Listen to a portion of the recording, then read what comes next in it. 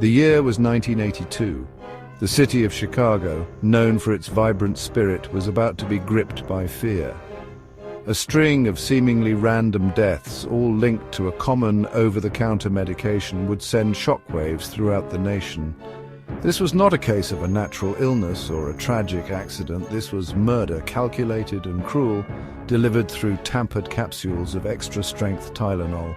The victims, all from the Chicago metropolitan area, had one terrifying thing in common.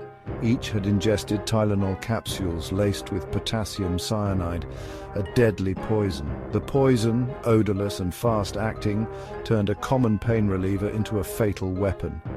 As the body count rose, panic spread.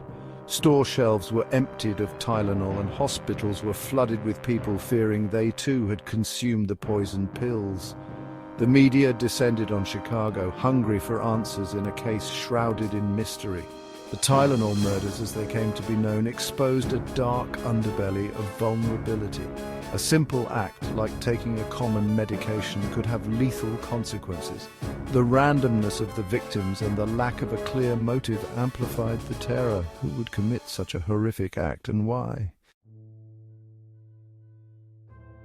The first victim, 12-year-old Mary Kellerman, collapsed in her Elk Grove village home on the morning of September 29, 1982, after taking what she thought was a harmless pain reliever. Later that day, Adam Janus, a 27-year-old postal worker in Arlington Heights, also died after taking Tylenol. His brother Stanley Janus and sister-in-law Teresa Janus died shortly after, also having taken pills from the same bottle. Panic began to set in as news of the deaths spread. On October 1st, Mary McFarland, a 31-year-old flight attendant, was found dead in her Lombard home, a bottle of extra-strength Tylenol by her side. That same day, Paula Prince, a 35-year-old United Airlines flight attendant, collapsed and died at her Chicago apartment. She too had taken Tylenol. The final victim, Mary Reiner, a 27-year-old mother from Winfield, had just given birth to her fourth child. She, like the others, had taken Tylenol for pain relief. Within days, she too was dead. 7 lives, taken in a matter of days, leaving behind a trail of grief and unanswered questions. The weapon used in these murders was as simple as it was deadly potassium cyanide. This odorless white powder resembling sugar is lethal even in small doses. When ingested, it disrupts the body's ability to use oxygen, leading to rapid death. The killer, in a chilling display of premeditation, had tampered with extra-strength Tylenol capsules, replacing the acetaminophen granules with cyanide. The capsules were then resealed and placed back on store shelves, indistinguishable from untampered bottles. The choice of Tylenol, a popular and trusted pain reliever, was no accident. By targeting such a common household product, the killer ensured maximum impact, sowing fear and distrust in a product used by millions. The investigation into the Tylenol murders was one of the largest and most complex in American history. Local, state and federal agencies, including the FBI, launched a massive effort to find the perpetrator and prevent further deaths. The first step was to determine the source of the contaminated Tylenol. Investigators quickly traced the tainted bottles back to different factories and even different lots, indicating that the tampering had not occurred at the manufacturing level. This realization sent chills down the spines of investigators. The killer, or killers, were tampering with bottles after they had left the factory, making it nearly impossible to predict where the next poison bottle might appear. The investigation, despite its intensity, was plagued by dead ends and false leads. The killer, a phantom in the night, left behind no fingerprints, no witnesses, and no obvious motive. One of the most promising leads emerged when a man claiming to be the Tylenol killer sent a ransom note to Johnson & Johnson, the makers of Tylenol. The note demanded $1 million to stop the killings. However, this lead went cold when the person identified as the author of the note, James Lewis, was found to have no direct connection to the poisonings.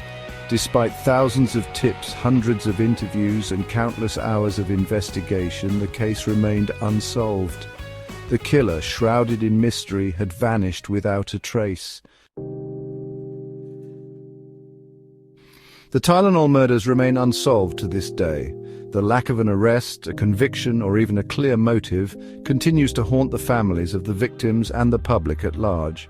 The case serves as a chilling reminder of the random nature of evil, of how vulnerability can lurk in the most unexpected places. Over the years, numerous theories have surfaced, but none have led to a definitive answer. Some experts believe the killer was driven by a desire for notoriety, to instill fear and chaos on a grand scale.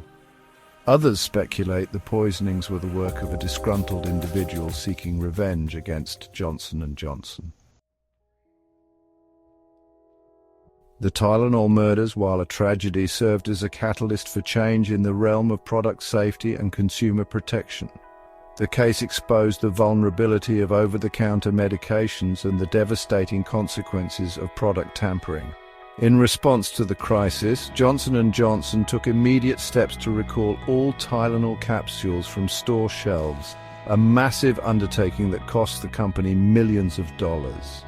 The company also introduced tamper-resistant packaging, including triple-sealed bottles and foil seals, becoming a pioneer in the field of product safety.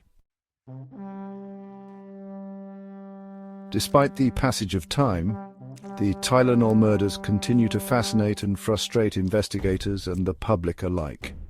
The case, etched in the annals of criminal history, remains a chilling example of an unsolved mystery. The questions linger.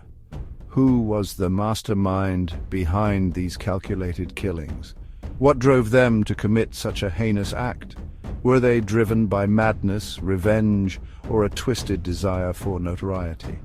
The answers, locked away in the shadows of time, may never be known.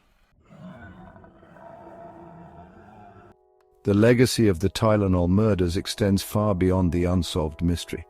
The victims, 7 innocent lives cut short, serve as a somber reminder of the fragility of life and the devastating impact of senseless violence. Their stories, though forever linked to tragedy, should also be remembered for the strength and resilience of their loved ones who continue to seek justice and honor their memory. The pursuit of truth and accountability, though challenging, remains a testament to the unwavering belief that even in the face of darkness, hope for resolution endures.